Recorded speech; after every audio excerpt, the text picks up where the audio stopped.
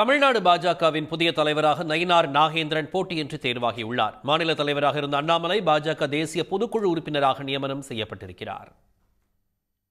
பாஜக மாநில தலைவருக்கான தேர்தலுக்கு சட்டமன்ற உறுப்பினர் நயினார் நாகேந்திரன் மட்டுமே மனு தாக்கல் செய்திருந்த நிலையில் அவர் ஒருமனதாக போட்டியின்றி தேர்வு செய்யப்பட்டுள்ளார். சென்னை வானகரத்தில் நடைபெற்ற விழாவில் அதற்கான அறிவிப்பு வெளியிடப்பட்டுள்ளது. தொடர்ந்து பேசிய நயினார் நாகேந்திரன் அண்ணாமலை காலில் காலணி அணிய வேண்டுமென வலியுறுத்தினார். மதிப்புக்குரிய அண்ணாமலை அவர்களுக்கு ஒரு வேண்டுகோள், பணிவான வேண்டுகோள், பத்திரிகையாளர் குறித்து வைத்துக் கொள்ளுங்கள். அண்ணாமலை அவர்கள் காலிலே செருப்பு இல்லாமல் இருக்கிறார். இனிமேல் அவர்கள் காலிலே செருப்பு போட வேண்டும். காலங்களும் கிரகங்களும் மாறிக்கொண்டிருக்கிறது. 2026 மே நிச்சயமாக ஆட்சி மாற்றம் உறுதி. மதிப்புக்குரிய அண்ணாமலை அவர்கள் இன்றே நீங்கள் செருப்பு அணிந்து கொள்ளலாம்.